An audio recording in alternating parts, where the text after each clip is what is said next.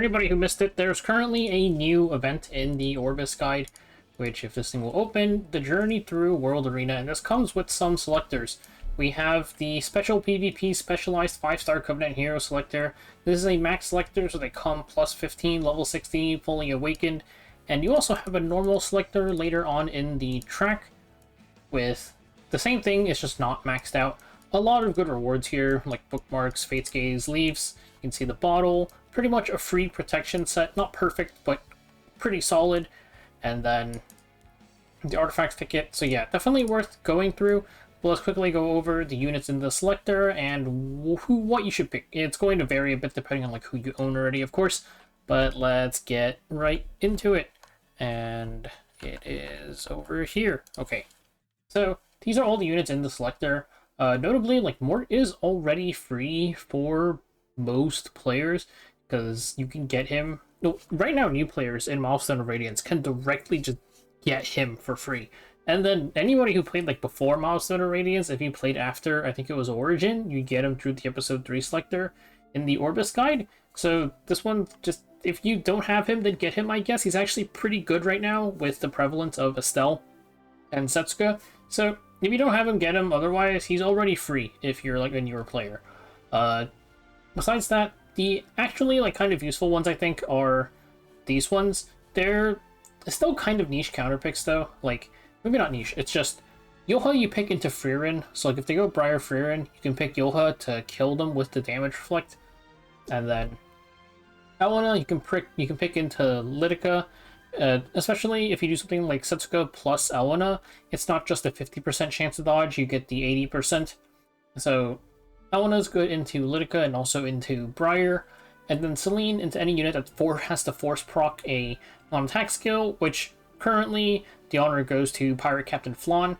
So these are units that you kind of pick late in the draft when it's just late counter picks, basically. So they're nice to have in your team comp just so you don't have to roll over to those specific units and you'll be able to try and counterpick them. And then these two units are both really good, it's just you need to be fast. So I think most people looking at this probably won't benefit too much from picking up these units, but they are good, assuming that you're able to be fast. Vildred is the classic speed imprint, especially for the non-fully maxed one. Great to just pick up a Vildred imprint there. Of course, being a speed imprint, you do kind of have to be fast to use him, but even in doing something like Arena Cleaves, pretty frequently he pops up as a nice option just because not just an imprint, he is also a pretty solid DPS. Some of the other imprints are kind of just imprint only, but Vildred is still a very, very nice DPS. And then says, mainly for Guild War Arena, I think he's a okay cleave DPS. I think he's kind of unsafe in a lot of the cases that people use him, but there are pretty safe cleaves that you can still use with him. More of like, if you cleave a lot in Guild War Arena and you want to round out your like DPS options, then you can pick him up, I think. The Hawk, he's like kind of anti-evasion. I just don't think you can really justify like taking him unless he's like your last one of your last possible options, because I use him for fun into a defense that I don't really see anymore, which is Setsuka, Ross, Yoha.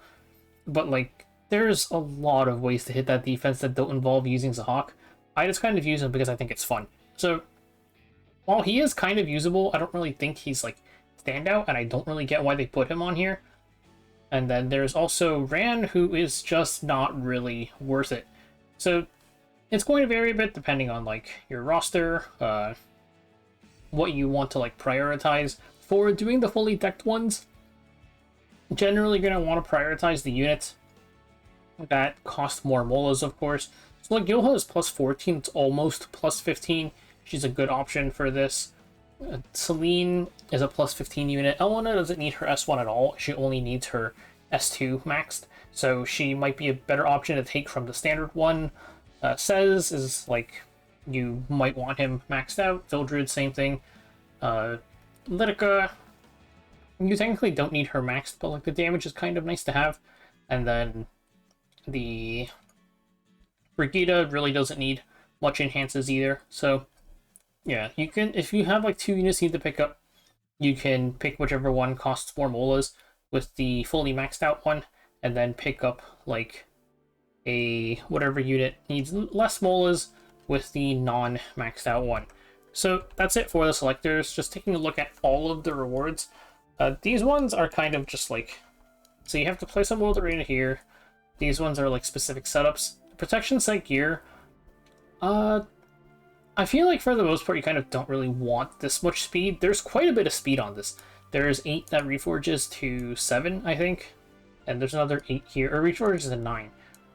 Another 8 here. And these boots have 12 speed. So there is so much speed on these pieces. It's not fantastic, but better than nothing, I think, especially as a newer player. Getting a free protection set that has pretty decent like rolls is much appreciated.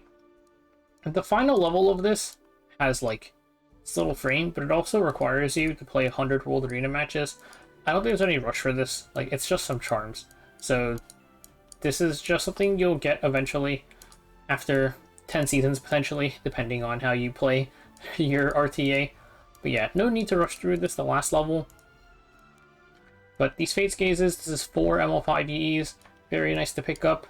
And you can see, like, going through the early levels don't take too much. It's 2, 2, 2, 2, 2. So yeah, 10 matches. So 110 matches total for everything, but 10 matches to get through the important stuff. We've got 50 Chronicle here, 50... So 250 Chronicle bookmarks, 20 leaves, 160 face cases, 1 PvP hero selector, 1 max PvP hero selector, 1 reforged chest, a full protection set, a bottle of knowledge, another reforged chest random 5-star artifact ticket, a slate, and yeah, that looks like all of the rewards. For the upper stuff, bunch of charms, conquest points, which is just more charms, some friendship gift boxes. Is it the same all across? It is. So even if you're not somebody who plays World Arena too much, I don't think they doesn't say win. Go ahead and lose all your matches. It's perfectly fine. None of these say to win. I plan on losing quite a bit of matches. There's also no timer on this, so you don't need to rush through it or anything. Just go ahead and go through it at your own pace. Or really, like, the first 5 is 10 matches. That's just your placement matches for the season.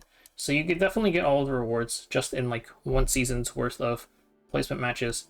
But yeah, hopefully this helped anybody who didn't know what to take from the PvP hero selector. I think there's quite a few units they're leaving out. Like, I think Elvira is really, really nice to have. Even something like Rowana is nice sometimes in Arena. A lot of the good RGB heroes are kind of newer ones. Stuff like Aki, Tactile Archetype Kali, Saria, obviously Setsuka, Estelle, that sort of thing. But yeah, good luck with your RTA matches.